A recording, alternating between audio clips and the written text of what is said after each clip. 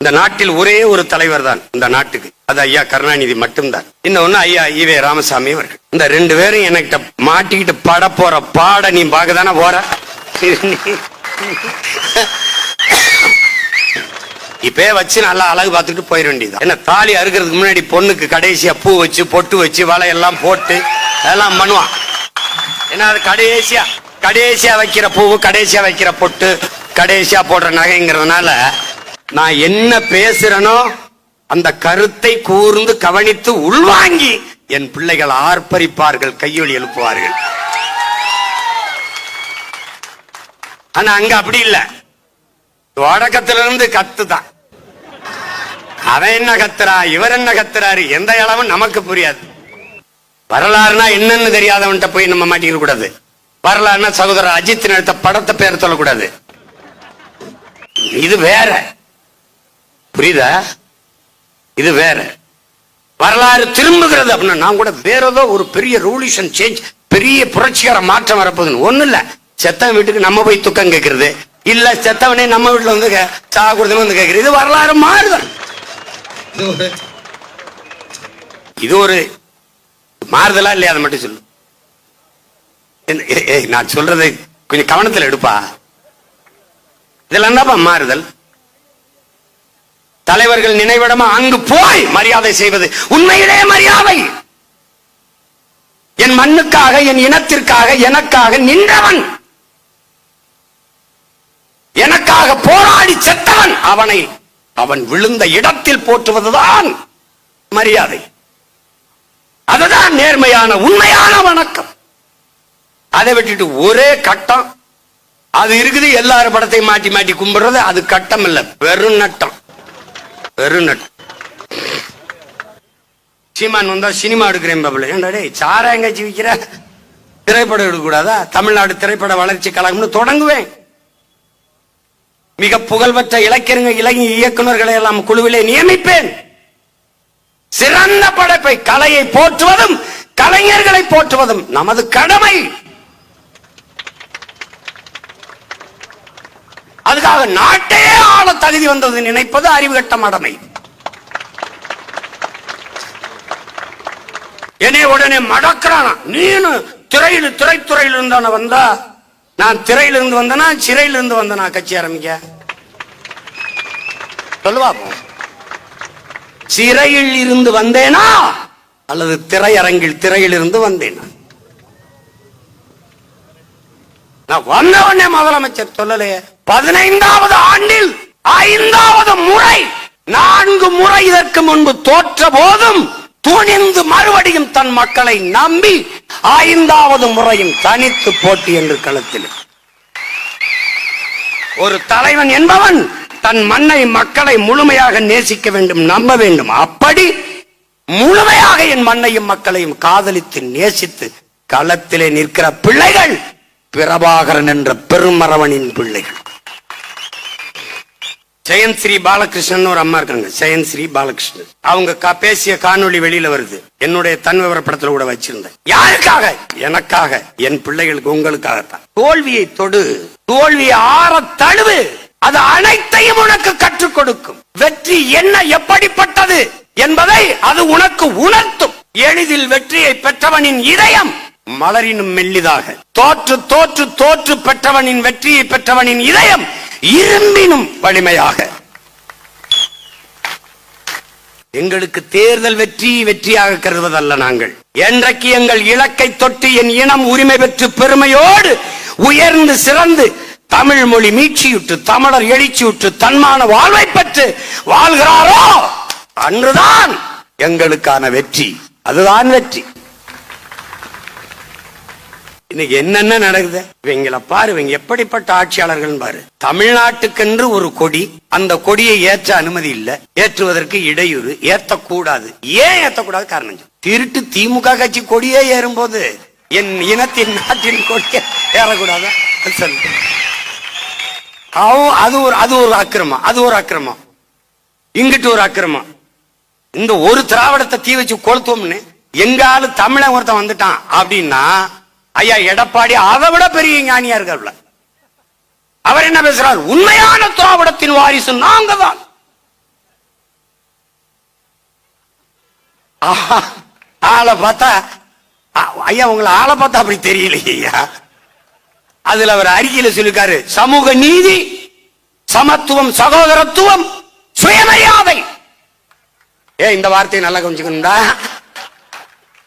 சுயமரியாதை எல்லாம் கொண்ட ஒரு திராவிட அந்த இயக்கத்தினுடைய உண்மையான வாரிசு நம்ம தான். சமூக நீதி, இங்க வா, சமூக நீதி. ஐயா ஸ்டாலின் இப்படி இருங்கய்யா. ஐயா எடப்பாடி, நாங்க கைகட்டியே கேட்கிறோம்யா. ஐயா சமூக நீதினா என்னங்கய்யா தெரியுது? அந்தந்த குடிகளின் எண்ணிக்கைக்கு ஏற்ப அவர்களுக்கு உரிய பகிர்வை, உரிய உரிமையை பங்கிட்டு கொடுப்பதுதான் உண்மையான சமூக நீதி. இந்த திராவிட திருட்டு முன்னேற்ற கழகம் இதுவரை செய்யாது. ஏன்னா அவன் குடியின் எண்ணிக்கை தெரிஞ்சிடும். மொத்தமா 500 வீடு இல்ல, நம்ம எப்படி 50 ஆண்டு ஆண்டோம்னா அவனுக்கு சண்டை வந்துடும். இந்த பயிலும் முடிச்சுக்கிடுவான். 2 வீரனை போட்டு இறங்கிடுவான். அது அவன் கொடுத்த வீரம் தான். எப்படிப்பட்ட ஆளுங்க? மதுரையில ஒருத்தம்பா, ஒரு தம்பி, ஒரு மாமன்ற உறுப்பினர், நம்முடைய தாத்தா தெய்வ திருமகன் படத்துக்கு பக்கத்துல புரட்சியாளர் அம்பேத்கர் படத்தை போட்டு ஒரு பதாக, சின்ன பதாக வச்சுட்டாங்க. வச்சது யாரு? மக்களில் ஒருவன். ஆனால் அம்பேத்கர் படத்திற்கு பக்கத்தில் எங்கள் தாத்தா படம் இருக்கக்கூடாதா? இல்லை எங்கள் தாத்தா தெய்வ திருமகன் படத்தின் பக்கத்தில் அறிவாசான் அம்பேத்கர் படம் இருக்கக்கூடாது. எது உனக்கு பிரச்சனை? இந்த திராவிட மாடல் 2.0 அது எளவு அப்புறம். இந்த திராவிட மாடல் திருட்டு மாடல் இத்து போன பழைய அம்பாசிடர் கேட்கிறேன், இதுல எது உங்களுக்கு பிரச்சனை? உங்கள் காவல்துறை எதற்கதை எடுக்க சொல்லு? எதனால? சமூக இணக்கம் உருவாகிவிடக் கூடாது, தமிழ் சமூக ஓர்மை உருவாகிவிடக் கூடாது. ஆனால் அதே அண்ணல் அம்பேத்கரை ஐயா ராமசாமிக்கு பக்கத்தில் ஏன் வைத்தீர்கள்? அண்ணல் அம்பேத்கரும் ஐயா ராமசாமியும் ஒன்றா?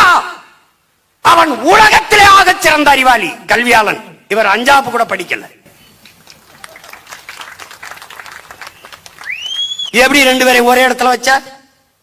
2000 ஆண்டுகளில் இப்படிப்பட்ட ஒரு சிந்தனையாளன் பிறந்ததே இல்லை என்று சொல்ற மார்க்ஸை எதுக்கு நடுவால வச்ச? அவன் மானுட குலத்திற்கு சிந்தித்தவன் மார்க்ஸ். உலகெங்கிலும் ஒடுக்கப்பட்ட மானுட சமூகத்தின் விடுதலைக்கு சிந்தித்தவன், எழுதியவன், பேசியவன் புரட்சியாளர் அம்பேத்கர். சிந்தித்தது, எழுதியது, பேசியது எல்லாம் தமிழ் பேரினத்திற்கு எதிராக, அதற்கு இழிவாக. ஐயா ராமசாமி அவர்கள் 2 பேரையும் ஒண்ணா அப்படி வச்சீங்க. எப்படி வச்சீங்க? யார் என்னோட எந்த பெரியாரியவாதிகள், யார் எந்த அம்பேத்கர் யாருன்னு பேசுவோம், இவர் யாருன்னு பேசுவோம். இழந்து விட்ட உரிமைகளை பிச்சை கேட்டு பெற முடியாது, போராடித்தான் பெற்றாக வேண்டும் அம்பேத்கர். தந்தை செல்வா ஐயா ஈவேர அவர்களிடத்தில் வந்து எங்களுக்கு எங்கள் போராட்டத்திற்கு நீங்க உதவுங்கள் என்று கேட்டதற்கு, நானே ஒரு அடிமை, இன்னொரு அடிமைக்கு எப்படி உதவுவது? எப்படி? இவர் புரட்சியாளர், போராளி. அந்த காலகட்டத்தில் என்னரும் தம்பி தங்கைகளே, தந்தை செல்வா ஈழ விடுதலை போராட்டத்திற்கு ஆதரவு கேட்ட போது இந்த நிலத்தில் ஆதரித்தின்ற ஒரே மகன் தமிழர் தந்தை நம்முடைய தாத்தா சீபாதித்தனார் மட்டும்தான். நானே ஒரு அடிமை, எப்படி இன்னொரு அடிமைக்கு உதவ முடியும்? பசியோடு இருக்கிறவனுக்குத்தான் பசியின் கொடுமை, வறுமை, அந்த அருமை தெரியும். அடிமையாக இருக்கிறவனுக்குத்தான் அடிமையின் வழி தெரியும். ஆனா நானே ஒரு அடிமை, நான் எப்படி இன்னொரு அடிமைக்கு உதவுறது? எப்படி? எந்த நாடு உலகத்தில் அடிமைப்பட்டு கிடக்கிறதோ அந்த நாடெல்லாம் என் தாய் நாடு என்ற முழக்கத்தை முன்வைத்தவன் சேகுவாரா. அவன் யாரு? நீ யாரு? நீ யாரு? எப்படி இருக்கு பாரு. எப்படி எல்லாம் நம்மளை கற்பிச்சு காலி பண்ணிருக்கான் பாரு. ஏன் ஒரே இடத்தில் இருக்க வேண்டிய தகுதி பெற்ற பெருமக்கள் எங்களுடைய தாத்தன் தெய்வ திருமகனும் ஆனால் அம்பேத்கர் அவர்கள். சாதிய இழிவை துடைத்தெறிய போராடாமல் இருப்பதை விட செத்து ஒழிவது மேலானது. இது அறிவாசன் அல்ல அம்பேத்கர். சாதிய சிந்தனை கொண்டவன் மனிதனாகவே இருக்க முடியாது. சாதிய எண்ணம் கொண்டவன் அரசியலுக்கு வந்தால் நாடு நாசமாகிவிடும். இது எங்கள் தாத்தா தெய்வ திருமகன். ரெண்டு பேரும் ஒன்றுதான். ஒருத்தன் என் தாத்தன், எங்கள் வழிபாட்டுக்குரியவன். ஒருத்தன் எங்கள் அறிவாசான், எங்கள் வணக்கத்திற்குரியவன். ரெண்டு பேரும் ஒரே நேர்கோட்டில் சிந்தித்தவர்கள். இந்த குளத்திலே ஆடு குளித்து விட்டு தண்ணி குடித்து விட்டு போகிறது, மாடு குளித்து விட்டு தண்ணி குடித்து விட்டு போகிறது. சக மனிதர்கள் நாங்கள் குளிக்க கூடாதா, தண்ணீர் குடிக்க கூடாதா என்ற புரட்சி முழக்கத்தை முன்வைத்து தாழ்த்தப்பட்ட வீழ்த்தப்பட்ட மக்களை ஒன்றிணைச்சு போராடினான் புரட்சியாளர் அம்பேத்கர். அவன் தாழ்த்தப்பட்ட குலத்திலே வீழ்த்தப்பட்ட சமூகத்திலே பிறந்து விட்டான். அந்த வழியை உணர்ந்து கிளர்ந்தான். ஆனால் இந்த நிலத்திலே எங்கள் தாத்தன் அப்படி இல்லை. எல்லாம் இருந்து எளிமையாக வாழ்ந்தான். அதுதான் இன்றைக்கு அவன் போற்றப்பட காரணம்.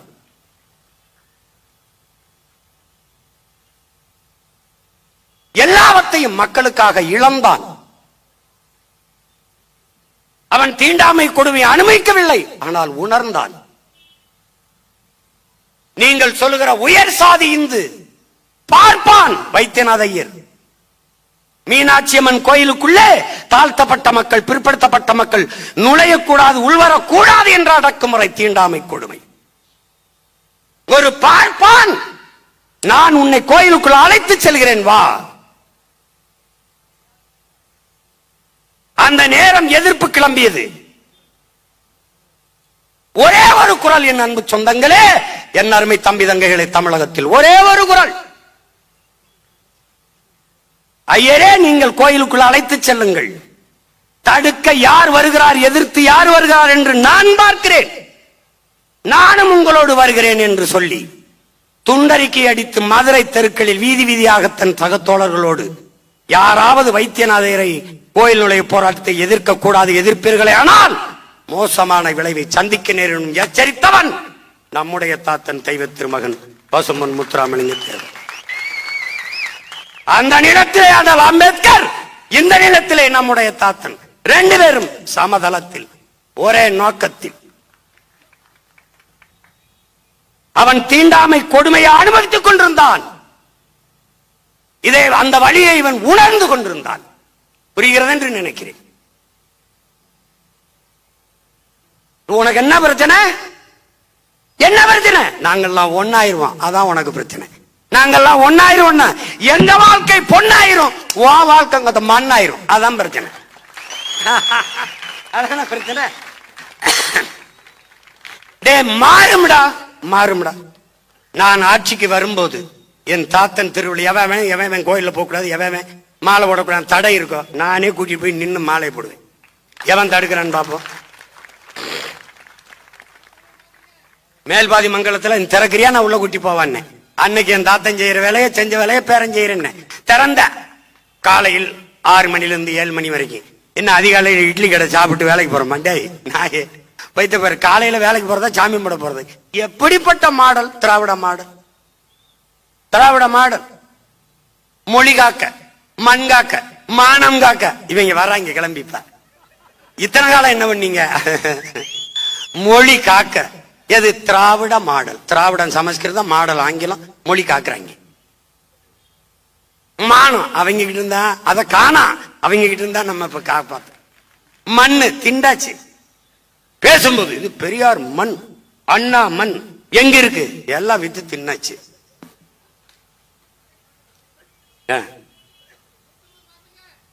எப்படி இருக்கு? முடிச்சிட்டான். இப்ப என்ன? திடீர்னு எஸ்ஐஆர் ஏதோ ஒண்ணு, சார் ஏதோ எஸ்ஐஆர் ஏதோ சார் ஏதோ போட்டு வராங்கடா, சிறப்பு வாக்காளர் திருத்தம். சிறப்பு, அதுல என்ன ஒரு தனியா ஒரு செருப்பு வருதுங்க, சிறப்பு. அது கேட்டா ஒருத்தர் 2 ஓட்டு போட்டானா, 2 இடத்துல வாக்குரிமை இருக்கான். இவ்வளவு காலம் புடுங்காம எங்க போய் புடுங்கிட்டு இருந்தா? இவ்வளவு காலம் பார்க்காம இவ்வளவு காலம் போட்டுக்காங்கடா 2 இடத்துல. என்ன பண்ணிக்கிட்டு இருந்தா? தெரிஞ்சுதான் இருந்தா. செத்தவன் பேர்லாம் ஓட்டுரிமை இருக்கு, அதை வந்து கள்ள ஓட்டா போட்டிருக்கான். எப்படி தெரியும் உனக்கு? எப்படி தெரிஞ்சு சொல்லு. எப்ப தெரிஞ்சு? இப்பதான். இதுவரை என்ன பண்ணியிருந்த? புல்லு பிடிங்கிட்டு இருந்தியா? இல்ல என்ன பண்ணிட்டு இருந்த? இல்ல என்ன பண்ணிருந்த? மாட்டுக்கு உண்ணி பிடிங்கிட்டு இருந்தியா? என்ன பண்ணிட்டு இருந்த? என்ன பண்ணிட்டு இருந்த? என்ன பண்ணிட்டு இருந்த?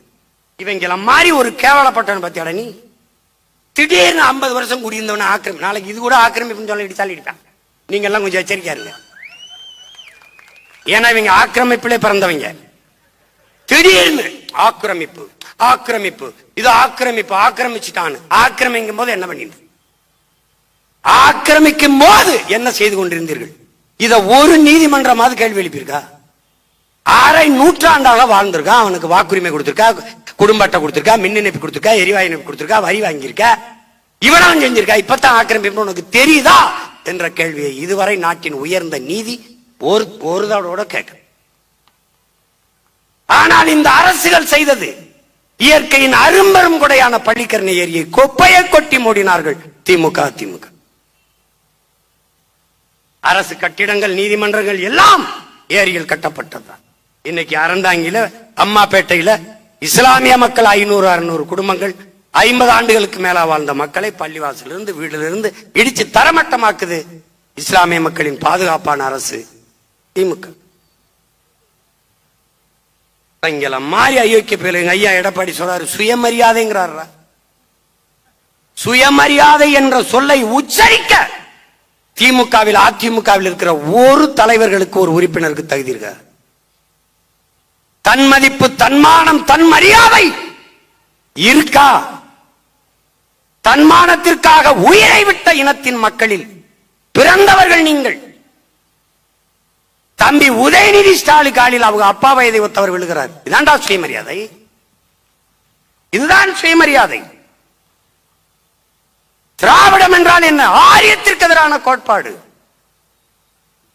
ஆனால் 30 ஆண்டுகளாக இந்த நிலத்தில் திராவிட தலைமையை ஆரியம் ஏற்றது அம்மையார் ஜெயலலிதா.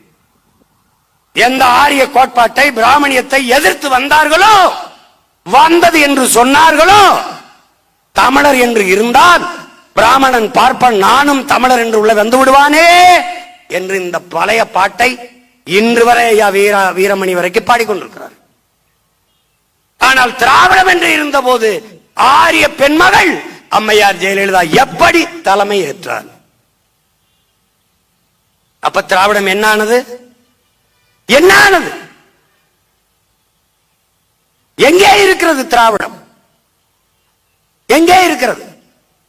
அதிமுகவில் இருக்கிற ஒரு தலைவர் மக்கள், என்னை மன்னிக்கணும், என்னுடைய அன்பு பெரிய உறவினர்கள், ஒருவராவது அந்த அம்மாவுக்கு முன்னாடி நிமிர்ந்து நின்று பேசினேன் நான் என்று யாராவது சொல்ல முடியுமா?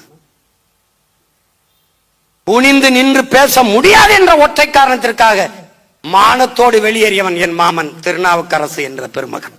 மத்த எல்லாரும் ஏன்னா எங்க மாமா காளிமுத்து இப்படி குனிஞ்சு பேசியிருக்க மாட்டாங்க. ஏன்னா ஒரு பெருந்தலைவர், பேரறிஞர். மத்த எல்லாரும் இங்க வருங்க.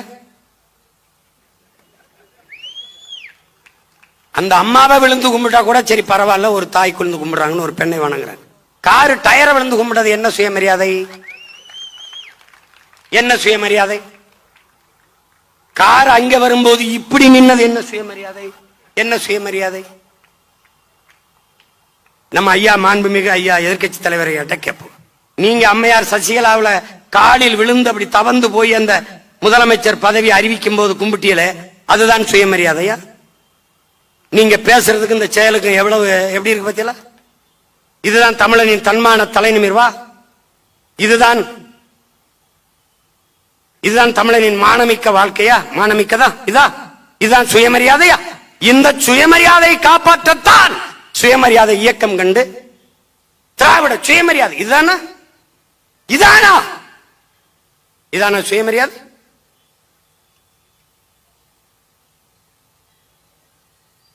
தலையே போவதானாலும் தலை குனிய மாட்டேன் என்பதுதான் தன்மான தலை நிமிர்வு, சுயமரியாதை, தன்மதிப்பு. அப்படி செத்தவன் இருக்கிறான். இதே நிலத்திலே என் வீர பெரும்பாட்டன் தீரன், இதே நிலத்திலே எங்கள் மான மறவர்கள் பாட்டன்கள் மருது பாண்டியர்கள், இதே நிலத்திலே எங்கள் பாட்டன் பூலித்தேவன், அழகுமுத்துக்கோன், சுந்தரலிங்கம், வீர பெரும்பாட்டி வேலுநாச்சியார்கள் எல்லாம் போராடி செத்தார்கள். தாழ்ந்து வீழ்ந்து பதவியை அனுபவிப்பதை விட செத்து விழலாம் என்று. இதெல்லாம் ஒரு சுயமரியாதை. சொல்லலாமா நாங்க திராவிடத்தின் வாரிசுகள் என்று? என்ன வாரிசு? ஆரியத்திடம் மண்டியிடவில்லை. திராவிடம் தாண்டி போக சிரமமாக இருக்கும் என்று, கடினமாக இருக்கும் என்று குப்பர விழுந்து கும்பிட்டது. தாண்டி போ, குனிஞ்சு நின்ன தாண்டி போக கஷ்டமா இருக்கும்ல, மண்டிட்டா. குப்பர விழுந்துட்டோம்னா ஏறி மிதிச்சு போயிடலாம்.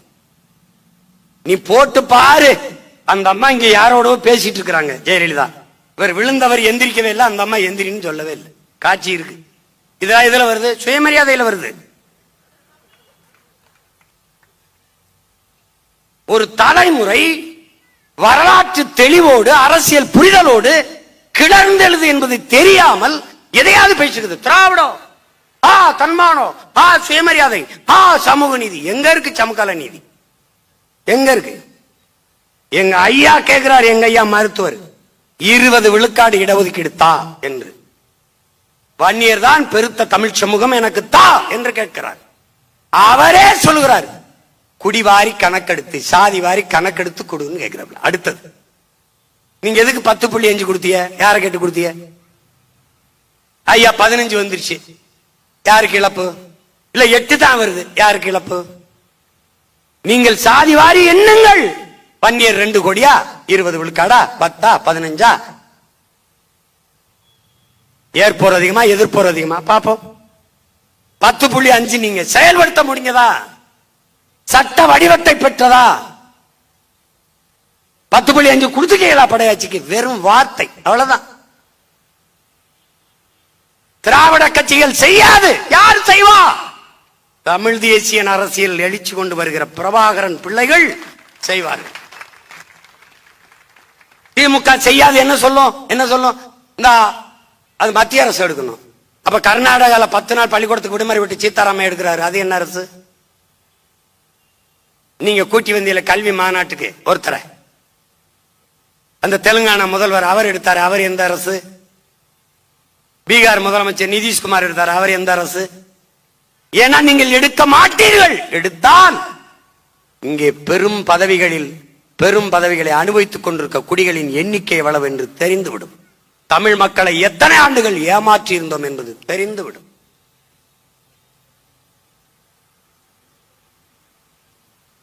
எப்படி சேட்ட?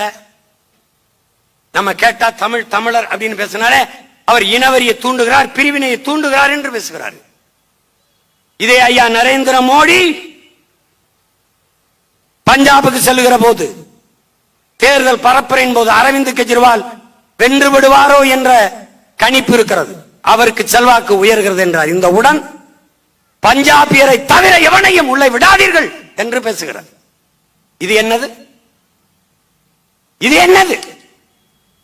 பீகாரிலே நிதிஷ்குமார் பீகாரியா பகாரியா என்ற முழக்கத்தை முன்வைக்கிறார். இது என்னது? ஒரிசாவுக்கு வருகிற போது நவீன் பட்நாயக்கினுடைய வளர்ப்பு மகனாக ஒரு தமிழ்நாட்டின் மறவன் கார்த்திகேய பாண்டியன் ஒரு IAS அதிகாரி மக்கள் செல்வாக்கை பெற்றிருக்கிறார். நவீன் பட்நாயக்கு பிறகு தமிழ் அந்த ஒரிசாவிலே அவர் முதலமைச்சர் ஆவாரோ என்ற எதிர்பார்ப்பு, ஆகலாம் என்ற ஒரு நம்பிக்கை. அதை சகிக்க முடியாத இந்த ஆட்சியாளர்கள், இதே ஐயா நரேந்திர மோடி, இதே உள்துறை அமைச்சர் ஐயா அமித் ஷா ஒரிசாவிலே தமிழனிட்டே ஆட்சி அதிகாரத்தை கொடுக்க போகிறீர்களா? இவர்கள்தான் ஒருமைப்பாடு, இவர்கள்தான் தேசப்பற்று, இவர்கள்தான் இறையாண்மை எல்லாம் பேசியவர்கள் இவர்கள்தான். பாரத மாதா, இந்தியா அவர் நேசன் இவர்கள்தான். அவன் வருவானோ என்ற எதிர்பார்ப்பு. உடனே பூரி ஜெகநாதர் கோயில் உண்டியல் சாவி தமிழ்நாட்டில் இருக்கிறது. என்ன சொல்றான்? தமிழன் திருட்டு பய பட்டம் கட்டுகிறார்கள். தமிழர்கள் திருடர்கள். இந்த பரப்புரை செய்து தோற்கடித்தார்கள் பட்நாயக்கை, தோற்கடித்தார்கள் கார்த்திகேய பாண்டியனை. பதவி விலை அமைதியாக வெளியேறிவிட்டார். தமிழ் மக்கள் இது எதையும் நினைவில் கொள்ளாமல் திரும்ப திரும்ப இந்த கட்சிகளுக்கு வாக்கு செலுத்துகிறீர்கள்.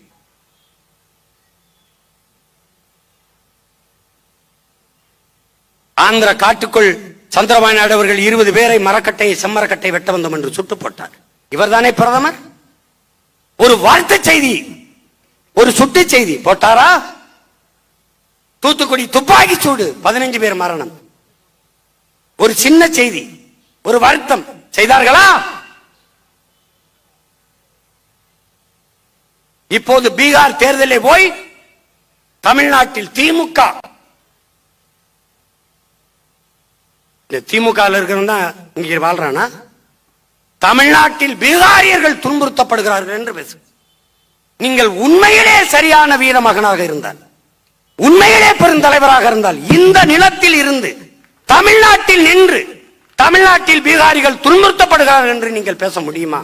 அந்த நேர்மை, அந்த துணிவு உங்களுக்கு உண்டா? இருக்கா?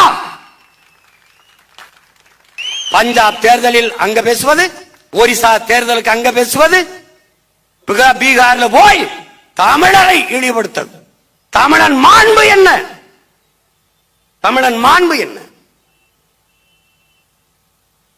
பயிருக்கும் உயிருக்கென்று வாடியது, காக்கை குருவி எங்கள் சாதி என்று நேசித்தது. எவ்வளவு பெரிய இழிவு! இங்கே துன்புறுத்துகிறார் என்று பேசுகிறார் மகாத்மா ஐயா நரேந்திர மோடி. மகாத்மா ஒரு சிறு உயிருக்கும் தீங்கு நினைக்காதவர். தன்னுடைய ஆட்சியிலே இதே ஐயா அமித்ஷா அவர்கள் அவர் உள்ளாட்சியிலே இருக்கும்போது குஜராத்தை ஆளும் எத்தனாயிரக்கணக்கான இஸ்லாமிய மக்களை கலவரத்தில் கொண்டு குவித்தார்கள். மறந்து கடந்து போக போகிறீர்களா? இவர்கள் பீகாரியரை துன்புறுத்துகிறோம் என்கிறார்கள். அவன்தான் காவல்துறை வரைக்கும் விரட்டி அடிக்கிறார். பள்ளிக்கூடத்துக்கு போற எங்க பிள்ளைகளை காட்டுக்குள் தூக்கி கொண்டு போறான். மாட்டு வாழை, பசுமாட்டு வாழை வெட்டி விட்டு புணர்ந்து கொள்ளுகிறார். அதிகப்படியாக போதைகளை கொண்டாந்து இறக்கி போதை மாநிலமாக மாற்றுகிறார். எவ்வளவு பெரிய கொடுமை நடந்துச்சு பேசுறார் அவரு. பீகாரியனை துன்புறுத்துவது தமிழ்நாட்டு மக்கள், தமிழ்நாட்டு திமுக ஆட்சின்னு பேசுறாங்க. இந்த திமுக தானே இங்க எல்லாம் இருக்கு. எப்படி இருக்கு? அப்ப வாக்குக்காக எதையும் செய்வார்கள் இவர்கள். பீகாரியன் வாக்குக்காக தமிழ்நாட்டில் உங்களை துன்புறுத்துறாங்க. இங்க வந்து நீங்க அதே பேச்ச பேசணும். இப்ப 21 தேர்தல், 26 தேர்தலுக்கு வருவீ இல்ல, வந்து பேசணும். துன்புறுத்துவதை பற்றி நீங்கள் பேசலாமா? மணிப்பூரில் நடந்த கலவரம், எத்தனாயிரக்கணக்கான மக்கள், 2 பெண்கள் சாலையிலே நிர்வாணப்படுத்தி பல ஆண்களுக்கு இடையில் நடக்க செய்து வன்முறை செய்து தீ வச்சு உயிரோடு கொளுத்தினார்கள். இதை சகித்து பொறுத்த நீங்கள் பீகாரிகள் தாக்கப்படுகிறார்கள், சித்திரவதை செய்யப்படுகிறார்கள் என்று அங்கே போய் பேசிக் கொண்டிருக்கு. எப்படி இருக்கு? மணிப்பூர் கலவரத்தில், குஜராத் கலவரத்தில் அவங்க என்ன பண்ணாங்க? காவிரியில் தண்ணி கேட்கும் போது நம்மளை அடித்து சாலை வழியே, வீதி வழியே நடக்க விட்டு, நம் தந்தை வயதை ஒத்தவரை அரை நிர்வாணமாக்கி ஒரு இஸ்லாமிய குடும்பம் வருது, அவன் கதவை தட்டி போய் பேசுகிறான், தமிழில் பேசிவிட்டார்கள் என்பதாக தாக்குகிறான். எவ்வளவு கொடுமை நடந்தது! கால்நடையாகவே நடந்து வந்தோம். எத்தனை பேருந்துகளை தீ வைத்து கொளுத்தினார்கள். நம்ம தம்பி கடல் தீபன் இறந்து விட்டான். அவன் கர்நாடகாவுக்கு போற ஒரு பேருந்தை 1/2 மணி நேரம் மறித்தான் என்பதற்கு குண்டர் சட்டம் போட்டது இந்த ஆட்சியாளர்கள். அவன் ஒண்ணுமே செய்யலை. காவல்துறையின் உதவியோடு கலவரம் செய்தார். அந்த கலவரத்தை கண்டித்து நாட்டின் பிரதமர் என்கிற முறையில் ஐயா மோடி பேசியது உண்டா? தமிழர்கள் தாக்கப்படுகிறார்கள் கர்நாடகத்தில் என்று ஒரு வார்த்தை பதிவு செய்தது உண்டா? ஏன் இல்லை? அந்த நேரத்தில் தமிழ்நாட்டில் தேர்தலில் இருந்திருந்தால் பேசுவார்கள். இவர்கள் எவ்வளவு பெரிய அயோக்கியர்கள், திருடர்கள் என்பதை பார். இதே திமுக, இதே காங்கிரஸ் கர்நாடகாவில் வெற்றிக்கு ஐயா ஸ்டாலின் அவர்கள், என் அண்ணன் திருமாவளவன் அவர்கள் போய் காங்கிரஸ் கட்சியின் வெற்றிக்கு வாக்கு சேகரிக்கிறார்கள் தமிழ் மக்களிடத்தில். அவன் வென்றால் ஒரு சொட்டு தண்ணீர் தர முடியாது என்று சொல்லுவான், தெரிந்தும் செய்கிறான். வென்று வந்தான் தமிழனுக்கு தண்ணி இல்லை என்று சொல்றான். அப்ப எப்படி இருக்கு? அவன் அந்த நிலத்தின் உரிமைக்கு நிற்கிறான். என் நிலத்தின் தலைவர்கள் என் நிலத்தின் உரிமைக்கு நிற்காது அந்த நிலத்தின் உரிமைக்கு போய் நிற்கிறார்கள். என் எதிரியின் அதிகாரத்தை நிறுவ பாடுபடுகிறார்கள். எப்படி? ஆனால் இங்கே மான தமிழ் மக்கள் விழுக்காடு குறைவு, எண்ணிக்கை குறைவு. பிறை போதையில், சாதி போதையில், மத போதையில், சாராய போதையில் மயங்கி மயங்கி எதையும் கவனிக்கல. இப்ப என்ன ஆகுது? இந்த சிறப்பு வாக்காளர் என்ன நடக்கும்? அங்க 6 லட்சம் பேர் 6 லட்சம் பேர் இங்க வந்திருக்கான், இங்க பீகார்ல இருந்து. இந்த 6 லட்சம் பேரையும் சேர்ப்பான். 6 லட்சம் தானே நினைக்கிறா. 3 தொகுதி, 3 சட்டமன்ற தொகுதி. அப்படிதான் போயிருச்சு. இங்க தெலுங்கருக்கு சீட்டு கொடுக்கலாம், ஜெயிக்க முடியாது. இவர்களுக்கு அதை பத்தி கவலை என்ன? இந்திக்கார வந்தா என்ன? சும்மா கந்தோடைப்புக்கு நாளைக்கு அனைத்து கட்சி கூட்டம். என்ன நடக்க போகுது? என்ன பேச போறாங்க? என்ன பேச போறாங்க? நாம் நீண்ட காலமாக கோரிக்கை வைக்கிறோம்.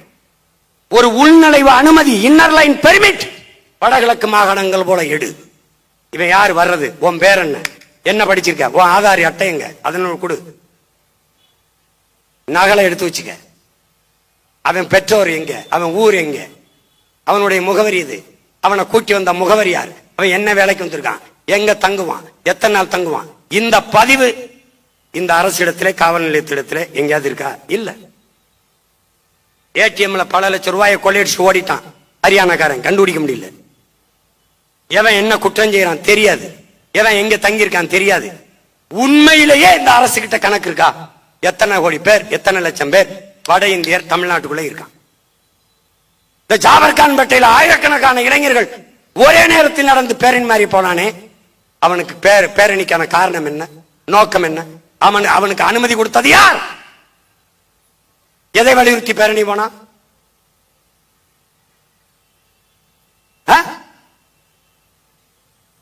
இந்த சிறப்பு வாக்கெடுப்புக்கு எதிராக அனைத்து கட்சி கூட்டம் நீங்க, உங்க ஆளு அறநிலையத்துறை அமைச்சர் அந்த ஜாபர்கான்பேட்டை அந்த துறைமுகம் தொகுதியில் இருக்க இந்திக்காரன்ட்ட போய் தீபாவளிக்கு இனிப்பு கொடுத்து பண்டிகை மேகே தீபாவளி ஹே இந்த நமக்கு ஓட்டு கர்த்தாக மேகன்னு பேசிக்கிறீங்களே. உங்களை நம்பி நாங்க சவுகார்பேட்டையில் இந்தியில் பேசி வாக்கு கேட்டீர்களா இல்லையா?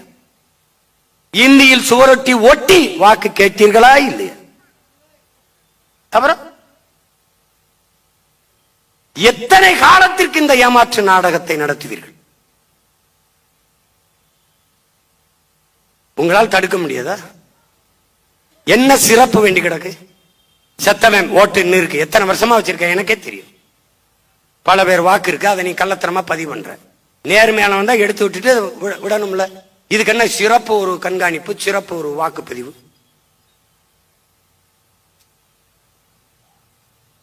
அதவை ஏன் பிஜேபி இதுல கவனம் செலுத்துது? அவன் எங்கெங்க அதிகாரத்தில் இல்லையோ, கேரளா, தமிழ்நாடு, மேற்கு வங்கம், இது 3ல அவன் தீவிரமா இதை செயல்படுத்த துடிப்பான். ஏன்னா அவன் வாக்காளர், அவனை கொண்டு அங்க குடியமர்த்தி வாக்குரிமை கொடுத்தால், இந்திய திணிச்சா நீ எதிர்த்த, இந்திக்காரனை திணிக்கிற என்ன பண்ற? திமுக என்ன செய்யும்? எதிர்கட்சியா இருக்கும்போது இந்தி தெரியாது போடா, ஆட்சிக்கு வந்துட்டா இந்திக்காரனே வாடா, இந்தாடா பீடா போடுறா போடுறா ஓட்டைன்னு போயிடுவான். இந்தாட புடிடா நோட்டை போடுறா ஓட்டை.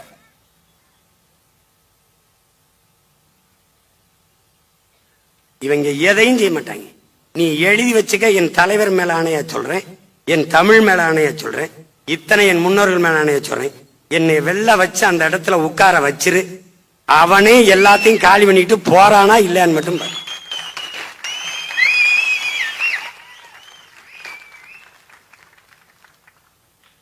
அவன்தான் ஒருத்தன், அது யாருன்னு தெரியும், வலைவெளியில பார்த்திருப்ப.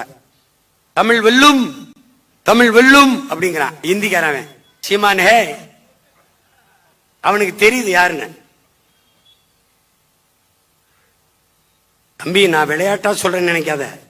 தமிழ்நாடு நாள்ல உனக்கு ஒரு செய்தி அண்ணன் பதிவு செய்ய நினைக்கிறேன். எச்சரிக்கையார். நிலத்தை இழந்து கொண்டிருக்கிற, வளத்தை இழந்து கொண்டிருக்கிற, இனத்தை இழந்துருவ, நிக்க இடம் இருக்காது. எச்சரிச்சுக்க, விழிப்புணர்வு பெற்று விழித்துக்கொள். வழியே கிடையாது. வெறும் வாக்காளராயிருந்து வாக்களித்து என்று செத்துறாத. உன் வாக்கு உன்னை வாழ வைக்கிற கருவியா இருக்கணும். 1500க்கு விக்கிற அடமானம் வைக்கிற பொருளா மாத்திராத. தயவு செய்து எச்சரிச்சுக்க. இத்தனை பேர் உயிரிகம் செஞ்சிருக்கான். ஒவ்வொரு உரிமையும் போராடித்தான் பெற்றிருக்கு. தானா எதுவும் கிடைக்கல. அறிவார்ந்த தமிழ் சமூக தம்பி தங்கைகள் மிகுந்த விழிப்புணர்வு கவனம் பெற்று எழணும். இந்த தேர்தலை வழக்கமாக வரிசையில் நின்று வாக்கு செலுத்துற ஒரு களமாக நினைத்து விடாதீர்கள். எதிர்கால உங்கள் வாழ்க்கையை தீர்மானிக்கிற பொறுப்பு மிகுந்த ஒரு போர்க்களம் என்பதை உணர்ந்து நீங்கள் செயல்பட வேண்டும். இந்த தமிழ்நாடு நாளில் தன்மானமிக்க தமிழ் மக்கள், இளைய தலைமுறை புரட்சியாளர்கள், பள்ளி கல்லூரிகளில் படித்துக் கொண்டிருக்க என் பாசத்திற்குரிய தம்பி தங்கைகள், நீங்கள் எல்லோரும் ஒரு உறுதியேற்க வேண்டும். முழுமையான ஒரு மக்களாட்சியை இந்த நிலத்தில் நிறுவ, தூய ஜனநாயகத்தை மலரச் செய்ய நம்முடைய வாக்கு பயன்படட்டும் என்கிற உறுதியை ஏற்று இந்த தேர்தல் களத்தை நாம் எதிர்கொள்ளுவோம். தமிழ்நாடு நாளுக்காக தமிழ்நாடு என்று பெயர் சூட்டச் சொல்லி உயிர் நீத்த நம்முடைய தாத்தன் சங்கரலிங்கனாருக்கு, எல்லைக்காப்பு போராளிகளுக்கு நம்முடைய புகழ் வணக்கத்தை செலுத்துவோம். புரட்சி எப்போதும் வெல்லும். நமது வெற்றி நாளை அதை சொல்லும். நம் இலக்கு ஒன்றுதான், இனத்தின் விடுதலை. இனம் வென்றாவோம், இலக்கை ஒன்றாவோம். தமிழ்தாய் வாழ்க, தலைவர் பிரபாகரன் வாழ்க. நாம் தமிழ்.